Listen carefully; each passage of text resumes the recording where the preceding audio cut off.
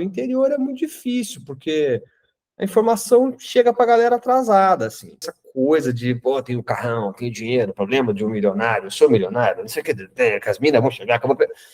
E o sucesso não é você ficar rico e ganhar dinheiro.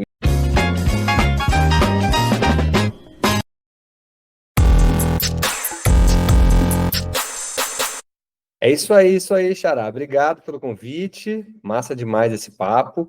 E quem quiser conhecer mais meu som, pode entrar nas plataformas de streaming. Estou lá no Spotify, no Deezer, no YouTube. Meu som tá lá, tem os 4 discos estão lá, as outras bandas que eu participei também, a Biomi, enfim, Jardim Macalé, que eu também gravei um DVD. E tem meu projeto lá, o Mestres da Música, que é a plataforma de aulas de guitarra com milhões de cursos super legais.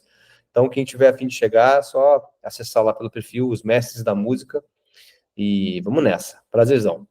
É legal pra caramba, assim, é um aprendizado, né, o tempo todo, assim. Eu, atualmente, eu não tenho tocado com eles com certa com frequência. O Jardim eu toquei num período longo, acho que de 2012 a 2018, 17. E aí, depois que eu mudei para Portugal, eu já não fiz tantos shows com ele, né? E o Otto a gente toca esporadicamente, assim, né? Eu já fiz umas coisas com ele, já participou de uns shows meus, eu toquei com ele já como guitarrista da banda dele em alguns outros shows. Mas é legal demais, porque eu aprendo muito com eles, né, cara? O Jardim é um super mestrão, assim, a gente chama ele de professor, né? Eu fiz parte daquela banda que meio que voltou com a carreira dele depois que ele ficou um tempo, um hiato meio quieto, assim, só fazia uns shows de voz e violão. Então a gente voltou. Fizemos um DVD e, pô, chama ele de professor, né? É mó barato. A gente, pô, aprendi muito, cara. O cara, escola mesmo, assim, sabe? E o Otto também, um cara que eu admiro muito, curto desde o primeiro disco dele, assim, já sou super fã. Então é um prazer tocar com esses caras, eu sempre aprendendo, né? Eu já, molequinho, já tinha vontade de tocar, eu já ficava me imaginando com guitarra na mão. E aí, acho que comecei a tocar com 9 anos, né? Não tem nenhum músico na minha família. Mas tem artistas. Meu avô era artista plástico, era médico e artista plástico. A minha mãe também é artista plástica, então já tinha um lance com arte ali, sabe? Então, quando eu tive vontade de tocar, não foi um problema, assim, né? Felizmente foi uma coisa que eles acharam legal. Minha mãe me incentivou pra caramba, minha mãe e meu pai me incentivaram muito o tempo todo. Então, acho que eu já vim com essa vontade, assim, essa conexão com a música. Não sei, não dá para explicar muito, sabe? Assim, eu venho de Ribeirão Preto, né? Eu sou do interior de São Paulo, de uma cidade provinciana, assim, não é tão pequena, mas também não é gigante. E eu me mudei para o Rio em 2019, não, 2005, desculpa, 2019, quando eu tinha 19 anos, em 2005. E então tive um período longo assim entre eu, né, pequenininho começar a tocar, começar a aprender, começar a tocar na minha cidade, no circuito da cidade, de repente eu estava fazendo o circuito do interior ali com umas bandinhas, e aí eu fui para o Rio e depois de uns anos eu consegui entrar no circuito carioca, que já era um circuito nacional. Aí eu comecei a fazer uns shows já com os artistas, né, Calé, comecei a viajar ao Brasil, coisas assim que eu não tinha feito ainda, né? Bem, então vamos lá começar o nosso estudo. Como eu já disse, a gente vai usar os shapes dos acordes abertos para a gente conseguir tocar tocar o acorde de dó em todas as regiões do braço. A gente vai começar pelo tom de dó maior. Então vamos lá.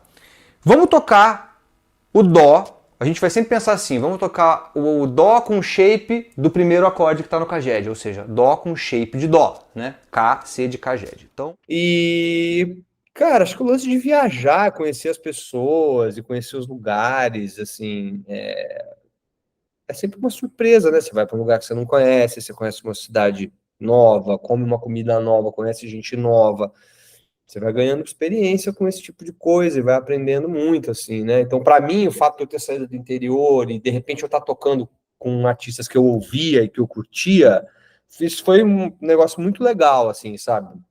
Talvez se eu tivesse nascido no Rio e tocado assim com essa galera daqui, por estar aqui, seria menos impactante para mim, pessoalmente, sabe? Mas acho que isso foi uma coisa que mexeu muito comigo, eu aprendi muito com isso, assim, de verdade. Hoje tenho muita alegria de poder, de lembrar que eu toquei com essa galera e consegui fazer coisas que eu lá atrás achava que era um sonho, assim, né? Tipo, eu não vou chegar nesse lugar, porque realmente o Brasil ele é muito grande, os cenários são muito dispersos, o cenário nacional ele tem várias séries, né? Série A, série B, série C, série D, e você tá, às vezes, no interior, você não chega, você não acessa, porque as coisas não acontecem ali, né? Então, foi muito bacana, muito importante para mim essa transição, assim, conseguir chegar nessa, né, entrar nesse circuito. Cara, a cena de Ribeirão era assim, eu tive um período, acho que foi 2002, 2003. Era um período assim, cara, que Ribeirão tinha muita banda de baile, baile mesmo, assim, sabe? Que tocava, tipo, no clube da cidade, né, na recreativa. E tinha... Aí tinha um pubzinho de rock and roll, que era paulistano, que tocava blues e tal, mas não tinha bandas cover naquela época fazendo música mais pop rock, que era o que estava tocando na época, tipo Charlie Brown, Raimundos e Nat Roots, não tinha muito isso. Então, aí a gente montou uma banda naquela época e a gente começou a tocar esse tipo de som, Pearl Jam, Charlie Brown, Nat Roots, e foi legal pra caramba, porque começaram a rolar umas festas, umas coisas que uma juventude daquele momento que estava ouvindo aquele som começou a ir. Então, começou a acontecer um movimento interessante. Aí tinha as festas em outras cidades. Eu tocava em Piracicaba, aí tocava em Araraquara, aí tinha o Almanac, Araraquara, aí tinha o Sescs, aí tinha... Então a gente fazia essas coisas. Naquela época era meio cover. Aí a gente começou a compor e começamos a fazer umas músicas nossas. Aí começou a rolar também um pouquinho mais de espaço para fazer assim, né? Opa, é possível compor alguma coisa, né? É possível ser uma banda daqui também. Nessa época já tinha surgido há alguns anos o Jota Quest, né? Que veio da leva do Skank, que veio no início dos anos 90, que era um movimento de BH. Aí tinha o Pato Fu, aí tinha a galera que era o Berim Brown, se eu não me engano, aí tinha aquela outra banda que era como é que era? Tinha Anastácia.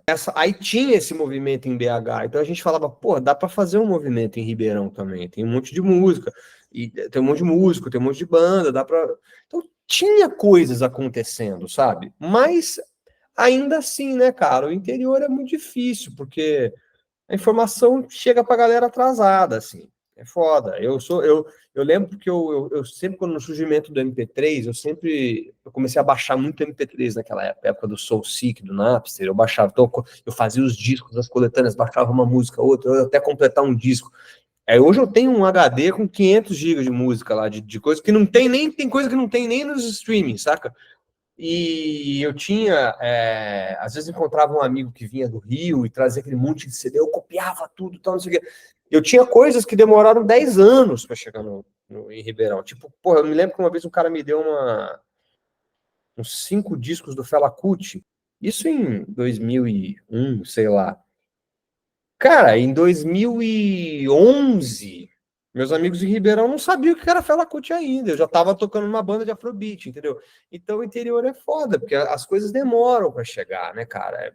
É mais provinciano, tá menos conectado, assim. A gente tem internet, acha que tá todo mundo conectado, tudo, tá, mas não tá.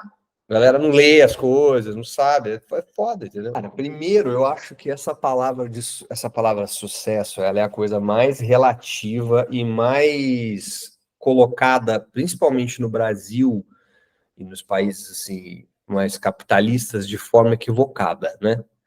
Eu acho que tipo, outro dia eu vi um cara falando assim, porra, o Michael Jordan jogou 15 anos na NBA e ele ganhou 6 títulos. E o sucesso. Então, os outros 9 que ele ganhou, ele não teve sucesso. Ficar rico e ganhar dinheiro, sabe? E se realizar. Então, eu não consegui isso, entendeu? Eu não tenho dinheiro, não sou rico, não tenho minhas. Sabe? Porra, tô cheio de.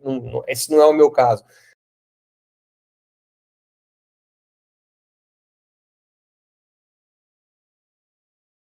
Mas eu posso dizer que eu, dentro da minha pretensão de vida, eu tive sucesso em muitas coisas. Eu fui um cara bem sucedido de conseguir chegar em lugares que eu lá atrás sonhava que poderia ser difícil chegar, mas eu consegui. Eu consegui fazer muitas coisas que muitos amigos meus não tiveram oportunidade, porque talvez não arriscaram ou não tiveram apoio da família para ir, para fazer. Graças a Deus tive apoio dos meus pais. o tempo todo para conseguir ir atrás das coisas que eu queria. Mas o sucesso é muito relativo, né? É uma coisa muito relativa. Eu sou uma pessoa que faço o que eu gosto, às vezes passo perrengue, né? Mas eu, dentro dessa. Mas eu me sinto, assim, uma pessoa bem-sucedida no sentido de que eu posso me dar o luxo de fazer o que eu gosto, mesmo que eu não tenha que só tocar, entendeu? Eu tenho que fazer outras coisas relacionadas à música, tipo dar aula, sabe? Mas é isso, eu acho que sim, eu me considero um cara que tem um sucesso nesse aspecto, entendeu? Eu tive uma experiência agora de 7 anos na Europa. Eu morei em Portugal 7 anos.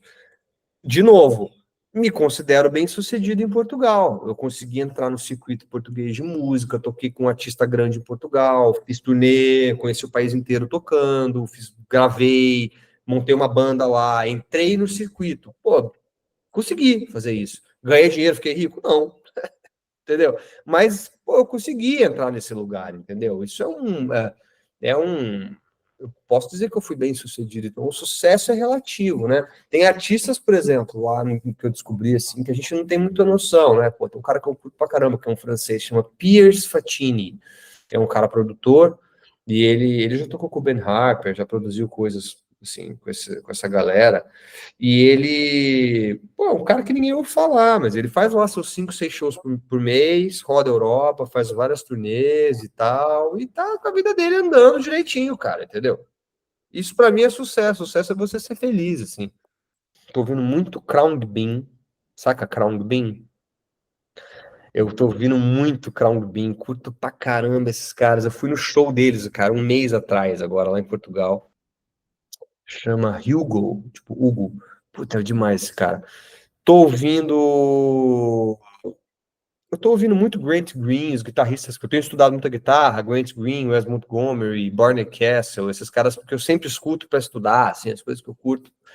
Voltei a ouvir muito Miles Davis, porque eu acabei de terminar de ler a biografia do Miles, eu amo o Miles, e aí eu li a biografia dele toda, voltei a ouvir. Miles é foda, né, cara? Miles Davis é foda, cara, sinistro, é o maior de todos. O que mais que eu tô ouvindo?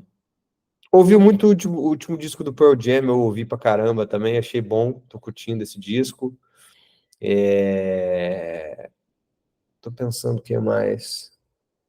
Mas eu tô ouvindo mais esses. Mas eu tô ouvindo muito uma banda que chama Emil and the Sniffers. Uma banda foda de punk australiana, assim, muito foda. Acho que é das bandas de rock mais fodas que eu ouvi nos últimos tempos. Emil and the Sniffers. Eles são australianos cara, uma mina, uma baixinha, assim, parece o Iggy Pop, a mina. A mina é muito foda, a banda punk do caralho. Tô ouvindo muito eles também.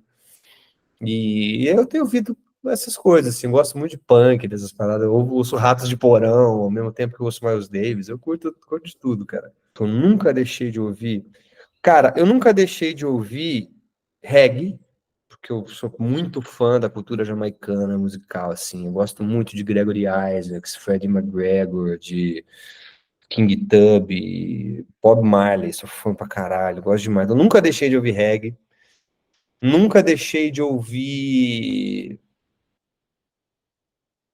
Cara, nunca deixei de ouvir música brasileira, assim, João Bosco, Djavan, essas coisas também, Caetano, esses caras, assim, eu nunca deixei de ouvir, sempre ouvi. Acho que eu nunca deixei de ouvir nada que eu sempre ouvi, assim, sabe? Sempre continuei ouvindo as que eu gosto, né? Eu não tenho escutado tanto Afrobeat nesses últimos tempos, mas é uma coisa que eventualmente eu escuto muito Tony Allen, que é o cara que eu tive a oportunidade de tocar também, com o Tony Allen. Fela Kuti, essas coisas eu sempre escuto, assim, sabe? Acho que eu nunca deixei de ouvir nada. Cara, eu não tenho facilidade para ouvir músicas dos anos 80, assim. A maior parte da música dos anos 80 eu não consigo simpatizar com a sonoridade do som dos anos 80, sabe? Aquelas caixas. A música dos anos 80 é uma coisa que não fez parte da minha vida, não... e aí pelo som ainda me atrapalha para ouvir. Eu também tenho dificuldade um pouco de ouvir a música, o trap de hoje, né? Que acho que é o rock dos nossos anos. Eu tenho 38. Tipo, na minha época, a música pop, assim, do momento era o rock, né? Vim da geração do rock. O trap de hoje Até gosto da batida e tal, mas eu não consigo. Eu acho que liricamente é muito vazio, assim, sabe? Me incomoda um pouco a parte da lírica, da letra. Eu acho muito vazio. Eu acho que são umas ideias assim que não são nem muito, como é que fala? Não são muito boas, até pra molecada que escuta, saca? Tipo, umas ideias assim que eu acho machistas, acho esquisitas, entendeu? Eu não consigo, isso me incomoda também um pouco. E eu não consigo ouvir muito sertanejo, esse sertanejo que rola hoje também, sabe? Me incomoda um pouco, acho muita gritaria, cara, muito, sabe, todo mundo gritando o tempo inteiro e tudo igual. Puta, eu acho foda, assim, mas é questão de gosto, tem gente que adora. Mas tem coisa que eu gosto, por exemplo, o João Gomes é um cara interessante. Minha mulher tá ouvindo aqui agora o disco da menina lá da manhã, né, que gravou as músicas do João Gomes. A gente foi ouvir João Gomes. João Gomes é legal pra caramba. Mas é isso, eu não consigo muito assim. Essa onda do trap me incomoda. Eu acho que a música ela tem uma importância. A gente tem uma responsabilidade quando a gente faz música, sabe?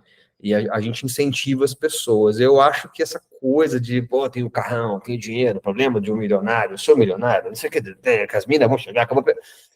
Caramba, que a galera vai aprender com isso? Não vai aprender muita coisa boa, cara, sabe? Então isso me incomoda, assim. Aí eu acabo não ouvindo, sabe?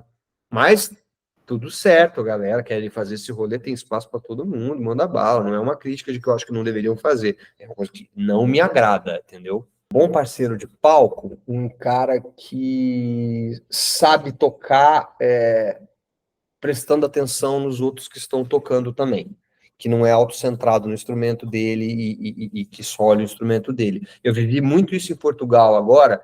Portugal, a galera tem uma cultura muito diferente. Eu toquei em bandas de artistas pop lá, e você toca com aqueles. Isso acontece muito no Brasil, né? Todo mundo com monitoração e com um maestro atrás guiando o show inteiro, cheio de VS, que eles chamam, né? Que são os backing tracks acontecendo, e a banda toca por cima.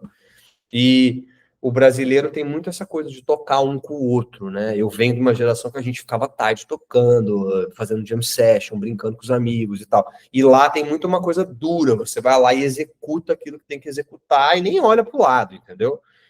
Eu acho que isso é muito frio, eu acho que a música é uma coisa para ser trocada, você tem que trocar com os outros. Então, eu acho que um bom parceiro de palco é o cara que sabe ouvir quem tá do lado, reagir a uma coisa que você faz, de repente você dá um acento, o cara vem junto. Acho que isso é importante.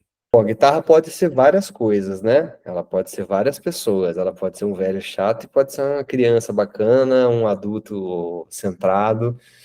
Eu acho que para mim é um instrumento fascinante, assim. Eu ainda, pô, tenho 38 e estou estudando todo dia ainda, aprendendo coisa nova, sabe? Então, acho que é um instrumento que não só tem a questão musical, assim, que a teoria é igual para todo mundo, né? Mas ela tem uma questão mecânica ali que você pode se expressar de muitas formas, né? Você pode falar uma língua mais blues, uma língua mais rock, uma língua mais samba. Acho que a guitarra é um negócio, cara, de infinitas possibilidades, assim. Por isso que eu gosto tanto, sabe? Cinco grandes guitarristas que eu admiro. Cara, difícil falar cinco, hein? Mas vamos lá. Eu acho que o Jimi Hendrix teve uma importância no mundo da guitarra para o mundo assim, excepcional, então não dá para não falar dele. Acho que o Grant Green é um guitarrista que muito não recebeu a atenção que ele deveria, porque eu acho que ele era o maior guitarrista de jazz assim que a gente teve já. Acho que o cara era fenomenal. Ahn, Vou colocar o violão no meio do caminho. Baden Powell, eu acho que é também um guitarrista assim, caceta, absurdo, né? Baden Powell, foda. Hum, quem mais eu poderia colocar aqui nesse balaio para não ser injusto? Para não ser injusto. Cara, o Ricardo Silveira é um guitarrista brasileiro que eu acho fodido também. Acho que também é um cara foda. E tem os caras da África, né, cara? Eu poderia dizer assim, que eu acho que eles têm uma coisa de guitarra que a gente, né? não chega. A gente pegou muito deles, os caras do Congo, a galera ali do West África, né, do Mali, o blues veio dali, né? Então, sei lá, o Pat Thomas, ele não é um guitarrista, né? Mas os guitarristas da banda dele, os caras da banda do Fela, aí eu vou colocar toda a guitarra africana no balaio, assim, que eu acho que tem essa coisa Angola, Congo, que eu acho que é foda aí, né? E os caras, aí eu vou passar pro carimbó já, seu Manuel Cordeiro, eu acho foda, sabe? Mestre Viana, essa galera, acho que a gente tem um negócio de guitarrada no Pará que eu acho foda também. Não, isso rola porque é uma questão, é uma coisa do destaque, né? A nossa sociedade ela é feita para as pessoas admirarem quem está em destaque, né? Seja se o cara é rico, se o cara está numa posição de destaque. É sempre isso, o capitalismo coloca a gente num lugar onde se você consegue ter mais que os outros e está num lugar que os outros não estão, você é melhor. Então, acho que intuitivamente, se você está no palco, as pessoas te olham mais, você se torna uma pessoa mais interessante, porque você chegou num lugar que os outros não chegaram. Tem essa mítica, assim, sabe? Cara, estude o máximo que você pode. O máximo que você puder. Porque hoje, depois de mais velho, eu entendo que eu talvez não, eu deveria, olhando para trás, eu apontei, eu mirei muito para coisas que aconteceriam se eu tivesse me dedicado, elas aconteceram naturalmente se eu tivesse me dedicado muito mais ao que eu não me dediquei, entendeu? Né? Eu estudei relativamente, assim, bastante e tal, mas eu sempre tive facilidade com o instrumento. E eu sempre tive uma veia muito empreendedora, assim, de fazer minhas coisas, montar minhas bandas, etc e tal. Então eu acabei, às vezes, me focando muito, assim, na direção de uma banda, montar uma banda e fazer a coisa, porque a gente tem que fazer a música, fazer o disco, aí negociar a coisa do disco, fechar o show, não, porque a banda tá rolando e tal, não sei o quê, e me dediquei menos ao instrumento em si. E se eu tivesse me dedicado. E eu, como eu tinha facilidade, eu conseguia tocar bem, eu tirava som, eu era um cara que tocava direitinho, fazia as coisas, mas eu ia até um certo limite, ainda vou até um certo limite. Se eu tivesse estudado, assim, gastado muito, todo o tempo que eu gastei com outras coisas, na guitarra, no estudo, o mundo ia me notar mais rápido, entendeu? Porque eu ia ser um cara fora da curva se eu tivesse estudado o tempo que eu gastei para outras coisas. E aí, naturalmente, as coisas iam acontecer para mim. Eu acho que os músicos, eles têm que entender isso, assim, sabe? Eu estava outro dia falando, brincando com um amigo, né? Tem vários músicos, assim, que eu conheço, que são amigos e não tão amigos, que eu admiro muito. Por exemplo, tem o baixista daqui do Rio, Alberto Continentino. O Alberto é um cara de gente fina pra caramba, já toquei com ele algumas vezes. Para mim, o Alberto é um dos maiores baixistas do Brasil, assim, há muito tempo, sabe? Acho que ele é um pouco mais velho que eu. E ele estava agora fazendo uma turnê com o Marcos Valle na Europa. Tá agora fazendo uma turnê. Teve show ontem, não sei se eles estão na Estônia, vai só. E o batera do Marcos Valle é o Renato Massa, que é o pai de um dos meus maiores amigos, assim, é o Maurício Calmon, filho dele. E aí eu fico seguindo os dois no Instagram. Os dois tocam pra caralho. Aí o Massa, esses dias todos, tá andando de bicicleta lá, curtindo o rolê da turnê e tal. E o Alberto tá estudando baixo no quarto do hotel, velho.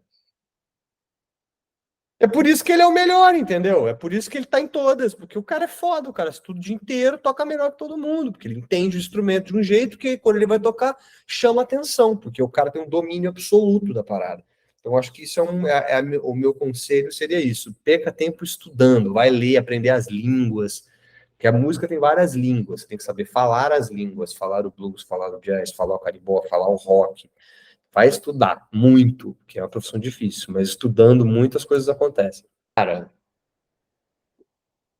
hum, puta, eu diria tanta coisa, mas eu acho que a gente precisa de apoio para que as bandas, para que novas bandas possam surgir e que o público consiga absorver essas novas bandas. Eu acho que tem um gap no meio do caminho aí que o Brasil que o Brasil não consegue ultrapassar, que é muito ruim. E é uma cultura de não endossamento do que acontece de novo, né? É assim,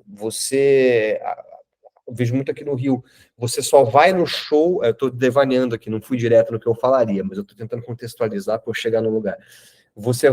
A galera aqui do Rio só vai no show da banda tal quando a banda já tá bombando, ela já é a bandinha da cena. Pô, vamos lá, porque lá é a boa, entendeu? Aí vai todo mundo tá afim de ir lá curtir isso, entendeu? Música virou entretenimento ultimamente, né? Ela tá virando cada vez mais entretenimento. As pessoas ouvem música no metrô, ouvem música para andar de bicicleta, mas ninguém põe o disco de vinil mais, escuta e para prestar atenção na música. A compreensão da música virou outra coisa.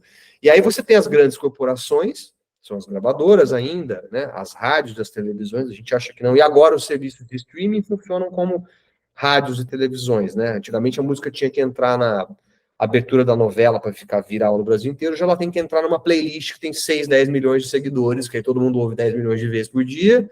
Então não mudou o negócio, sabe? E isso ainda está na mão de poucas pessoas. E, infelizmente, a maioria das pessoas ouve música como se fosse uma ração que eles dada, assim, sabe? Tipo, a pessoa, cara, se tocasse na rádio, nas novelas Sepultura, todo mundo ia ouvir Sepultura. Ninguém ia contestar, entendeu? A galera ouve esse sertanejo de hoje em dia, o trap de hoje em dia, porque as grandes corporações botam a galera para ouvir, a galera simplesmente ouve, entendeu? Então eu acho que precisa existir uma cultura de incentivo, assim, sabe? A novos espaços, precisa ter. É uma coisa que precisaria ter um grande plano, assim, de casas de pequeno porte, de show, com cachê para as bandas poderem fazer show. Isso não é uma coisa cara de se fazer. Por exemplo, um artista vai para. Quando eu toquei com a Cell um ano, né? E a Cell faz uma turnê, no mínimo uma turnê europeia por ano. E aí você vai tocar naquelas casas, porra, no sul da França, numa cidadezinha de 10 mil habitantes.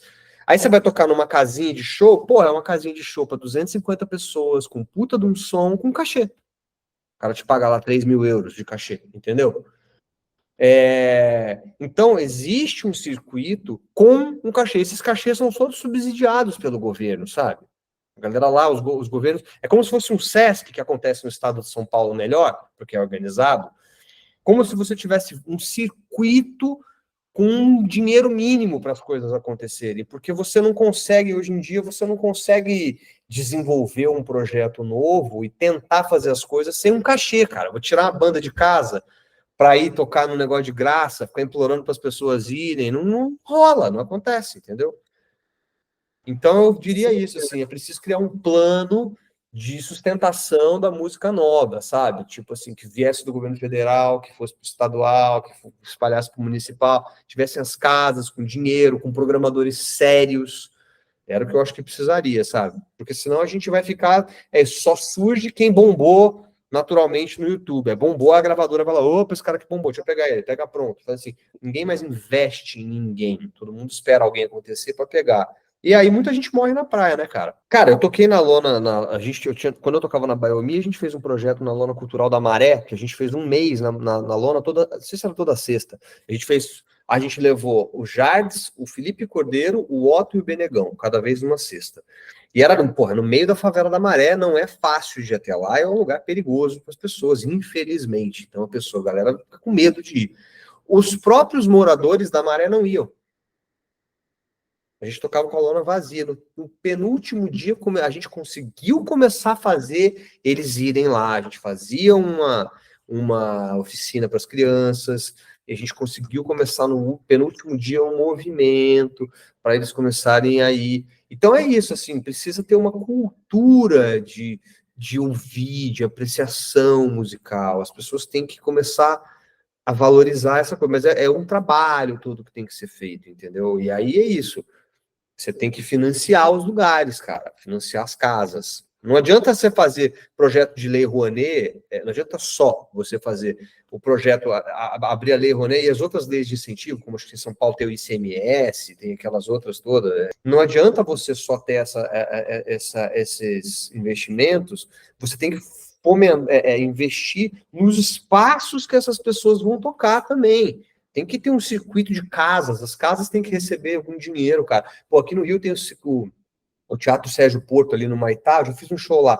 Puta, teatro legal, bonito pra caramba, um teatrinho pequenininho. Pô, não tem som ruim, as coisas fodidas, aí ninguém vai. Aí, pô, se o Sérgio Porto tivesse um financiamentozinho do Estado, eu entendo que o Estado tá quebrado, mas assim, se houvesse um plano para isso, sabe? Porra, o Sérgio Porto poderia receber um dinheiro, pagar um cachezinho simbólico para os músicos, pagasse R$ 2.500 por apresentação, 3 vezes por semana. O que é R$ 7.500? Entendeu? Para um governo, sabe?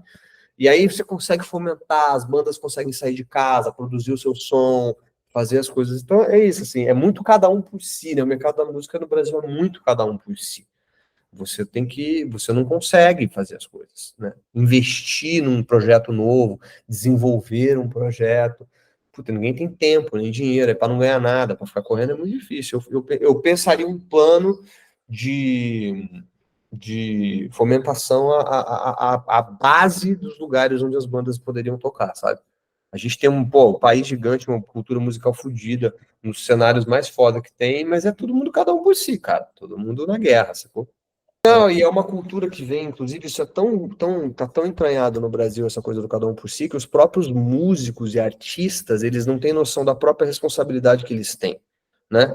Por exemplo, nos anos 70, cara, o João Bosco, quando surgiu porque Elis Regina pegou no Falso Brilhante e gravou 2 músicas do João Bosco. Chegou o Belchior, pegou o Belchior, gravou o Belchior.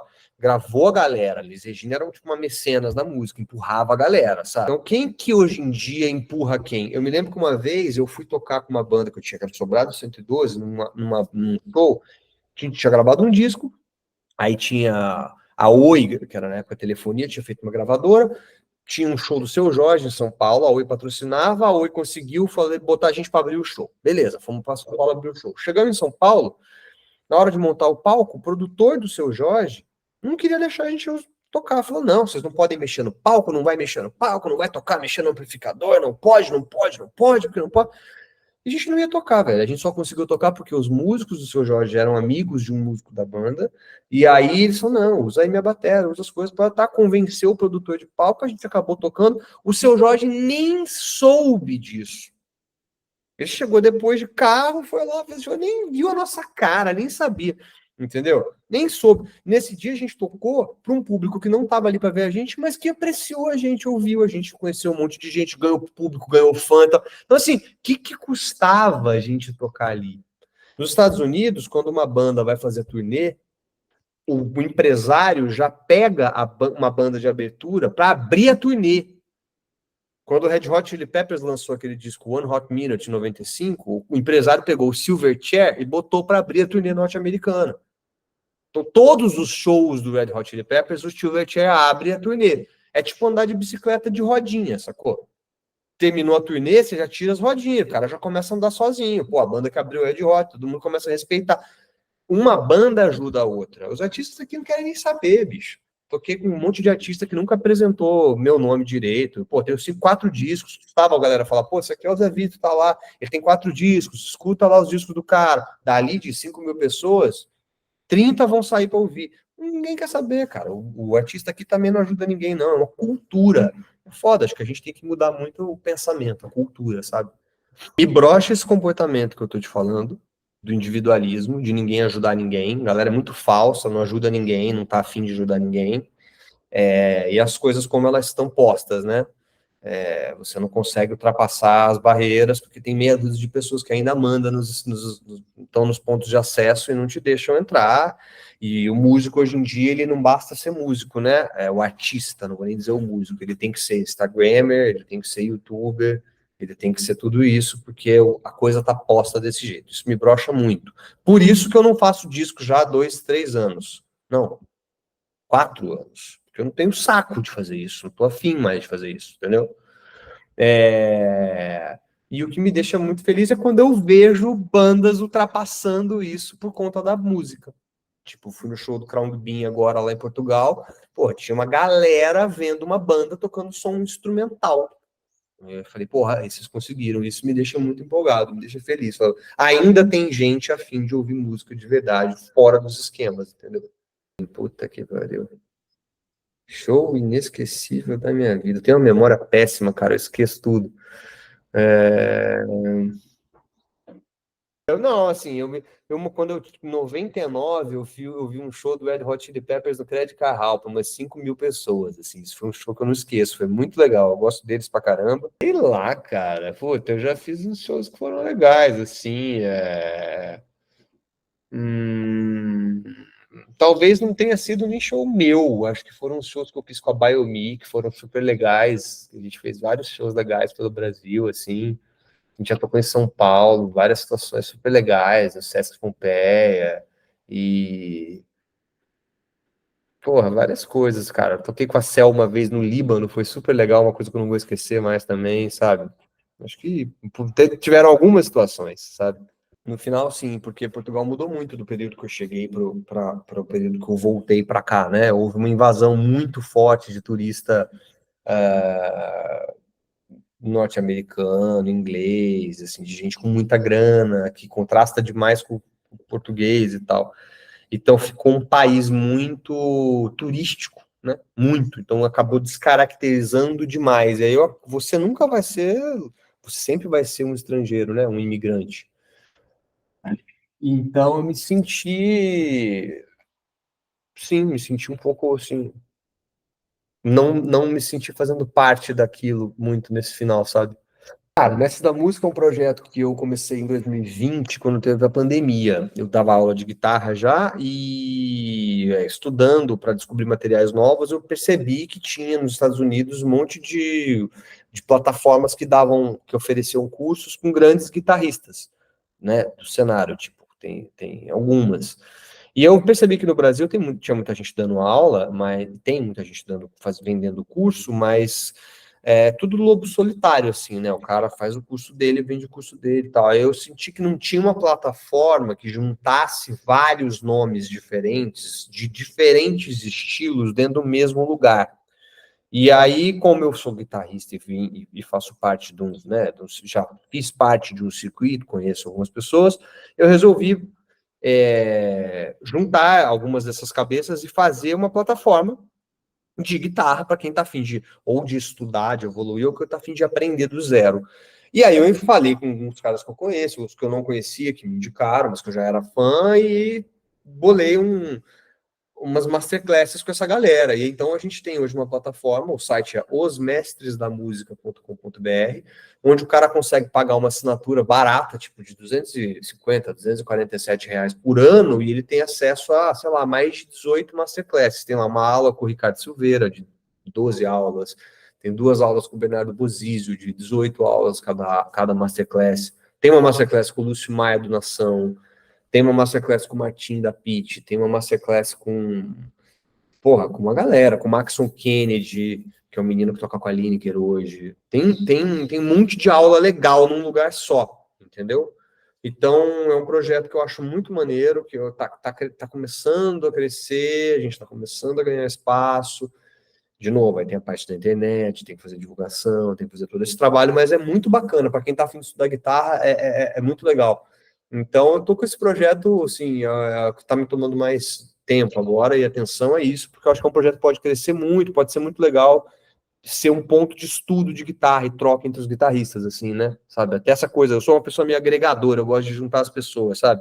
Então, acho que falta um lugar onde os guitarristas e os músicos de outros instrumentos possam estar juntos e fazer coisas. Eu espero que o projeto cresça até para fazer workshops presenciais e coisas do tipo, sabe? Super aberto para novas ideias. Eu penso em desenvolver para outros instrumentos também, né? Que o mestre da música não seja só para guitarra, que a gente tenha aulas de bateria, aulas de percussão, aulas de baixo, juntar essa galera. E podem surgir novos formatos, com certeza, entendeu? Juntar as pessoas para fazer workshops e aulas juntos. Tem muita coisa que eu acho que pode fazer, sabe? É isso, é um lugar para os guitarristas e para os músicos conseguirem estudar uns com os outros, sabe? Com preço justo para quem está afim de estudar também. E é isso, assim.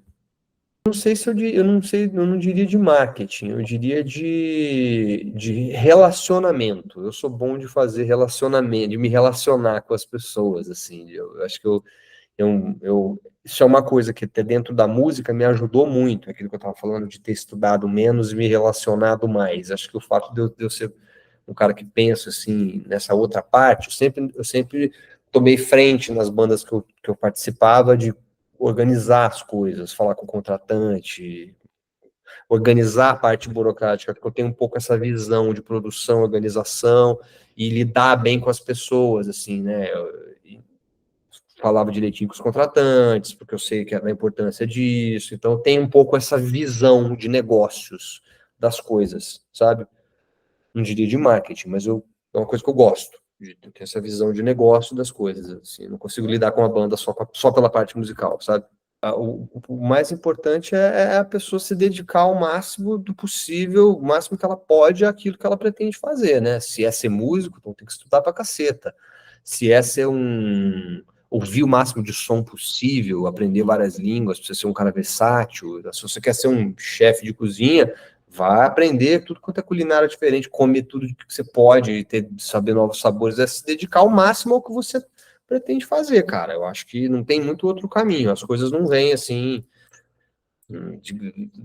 do céu, assim, pra gente. A gente tem que gastar tempo pro negócio acontecer, né? Você só consegue se tornar uma coisa muito que chame atenção e que faça, que te entregue o que você quer se você se dedicar. Dedicação.